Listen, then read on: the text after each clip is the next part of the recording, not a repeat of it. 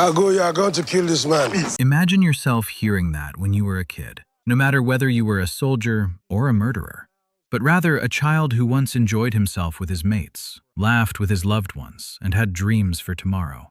Now try imagining yourself with a gun, hands trembling and heart beating, over another living person, and left to either kill him or be killed. This isn't just a tale about any warfare. It's more like a narrative that explains how warfare affects the innocents. Today, we are going down deep into one of the most chilling war movies out there. That is, Beasts of No Nation, 2015. It's not about battles or victories. It's about a boy, and how everything human inside him is slowly stripped away. The story starts with Agu, a little child growing up in a peaceful village in an environment dominated by the affection and love of his family. His life is characterized by playing with friends, laughing with them, and being taught valuable lessons by his caring and wise father. Everything seems comfortable and safe, regardless of the political turmoil gradually showing its effects in the surroundings. There is talk in the air, discussions among adults about what may be coming in the future. As Agu grows older, he starts noticing the changes taking place all around him, although he may not understand everything. Soldiers are approaching, tension increases, and fear replaces innocence as his childhood becomes something of the past without even knowing about it. Violence erupts unexpectedly. Soldiers rush into the village with shots ringing everywhere as terror grips everyone in its claws.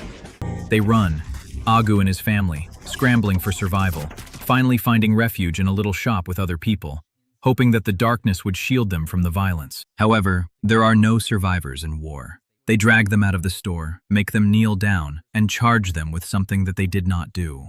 You are native defense forces, No, I am the section chief. You are trying to stop the looters. His father defends them from the accusations that were made in the face of power and fear. However, in a split second, everything crumbles. In front of his very eyes, Agu sees his father being shot dead, and his brother soon follows. He hears gunfire louder than any sound he had ever heard before. In just a few moments, all the love around him fades away, leaving nothing but silence, pain, and unbearable sorrow for a child to understand. Fearful and wounded, Agu flees far into the wilds away from the violence, but not the wounds that remains within him. For the first time, Agu finds himself truly alone. Hunger eats away at him, weakness consumes his body, and exhaustion starts to overwhelm him. The woods become Agu's home, but in reality, they are more like a cage. Starving, he looks everywhere for anything edible. He quenches his thirst from doubtful sources. With shaking hands, he tries to ignite a flame, but he is still just a kid. Anything can shock him, even the smallest noise. His thoughts turn back to his father and brother, and in their shadows, the pain stays with him constantly. And as he loses all energy to fight on, and when giving up seems easier than keeping on fighting, something reaches out to him. Somebody comes, and he realizes that he is no longer alone. Agu gets kidnapped by the rebels, humiliated, and becomes just another body amidst the madness of war.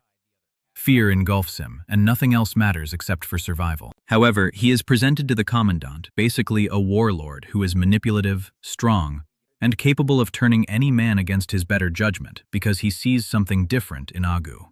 The commandant evaluates him, not the innocence of a child, but he insisted that even a child has the capability of an instrument of destruction.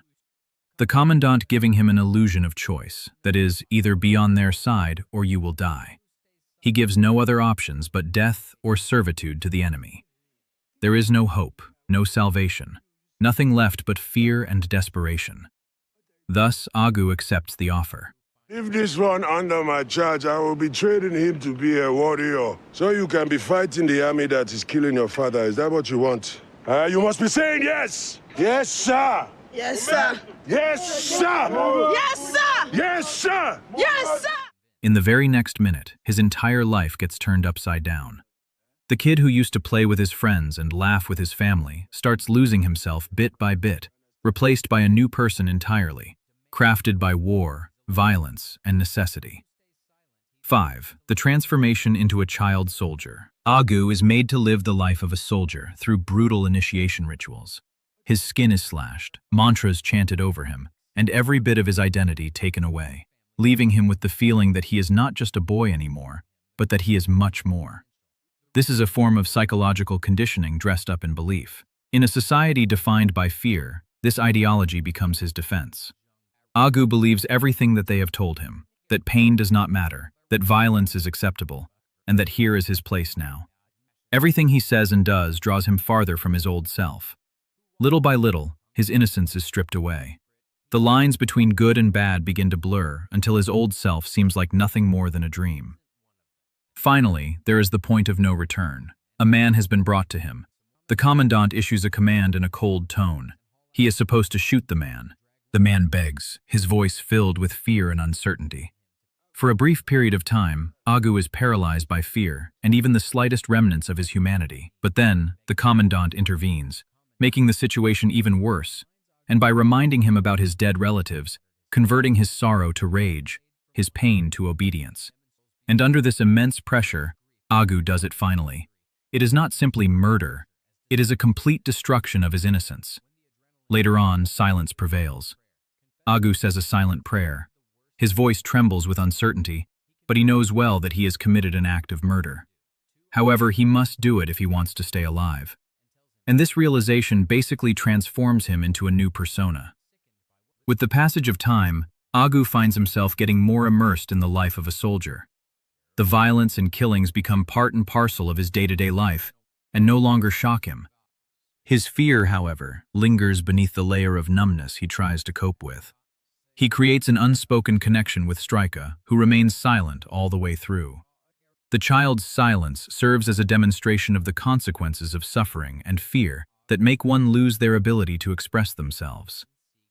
The commandant, on the other hand, begins to play the role of an evil father figure who offers some degree of protection, yet maintains his oppressive rule over the boys. They are fed with words of greatness and promises about wealth and revenge. Yet beneath it all is manipulation and exploitation. Hence, survival is no longer the goal for Agu. Now he begins to be remolded as per the requirements of the war. They invade villages and leave behind a trail of destruction. People are killed in an instant. It all happens so fast that in one instance. In a raid, Agu meets a woman with a child, and for a moment it seems like he is looking at his own mother. But that fantasy ends almost instantly. It dawns on him what the reality is, and his state of affairs as well. He has been brainwashed and conditioned into becoming someone he does not recognize himself as anymore. The war has stolen his past from him, and now it is writing his new future. As the conflict continues, with time, the cracks show themselves in the rebels. The commandant, feared and unquestioned before, is summoned by some higher power. Tell them that we are coming. It's only the beginning. Instead of the promise of honor or a reward for his services, the commandant receives demotion and is dismissed. The commandant's world shatters in an instant. It turns out that all along, even those with power were powerless in the face of the mechanisms of warfare. Duty is obedience. Your second duty is obedience. Your third duty is obedience. Without obedience, you have nothing. Tensions rise in the rebel camp. Scarcity of resources, loss of temper, and erosion of loyalty take their toll. The cause, once uniting the group, loses its force and reveals a different reality that utter chaos. Agu feels himself change. The stories he believed in and cherished, the stories about justice, survival, and destiny, all begin to fade.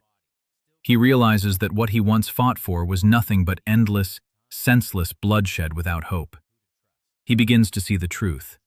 There is no purpose here, only destruction upon destruction, without any goal. In the end, the group becomes broken. Without any resources and without a future, the only choice left to them is fight or capitulate. One by one, they start leaving, including Agu as well. The commandant tries to hold on to him, desperate to retain the power that is slowly slipping away from his hands. He calls himself the father of Agu, attempting to drag him back through threats and manipulations, appealing to what once used to be loyalty and obedience. It wasn't supposed to be the way that it's turned out to be.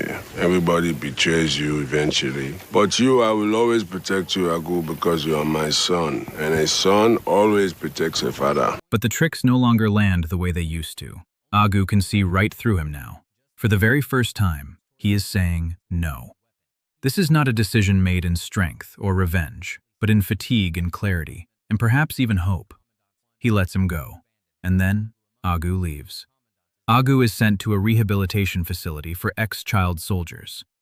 Here, there are no guns, no orders, and no threat of instant death.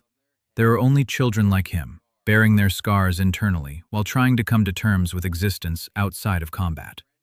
Survival has ended here. This is the start of the healing process.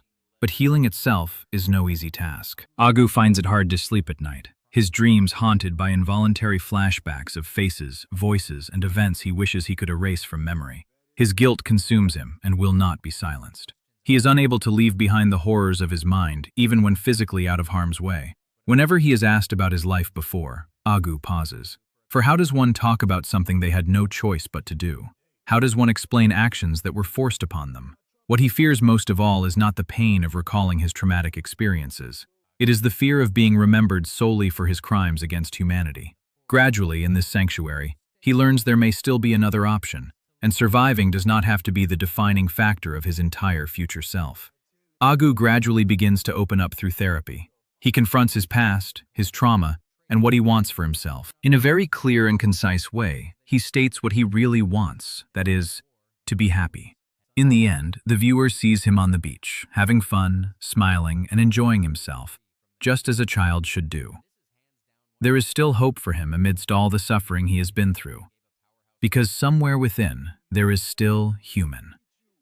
Beasts of No Nation is not just a film, but it's a reflection of reality. It forces us to confront the devastating truth that war doesn't just destroy nations. It genuinely destroys childhoods. Agu's story is heartbreaking because it's not fictional in essence. Children like him exist in real conflicts around the world, forced into violence, robbed of innocence, and left to rebuild themselves from the ashes. But the question that arises is chilling.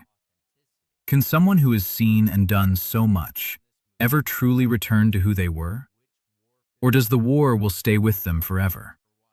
Let me know your thoughts in comment section. And if you want more powerful, emotional breakdowns like this, stay tuned, because some stories aren't just meant to be watched, but they're meant to be felt.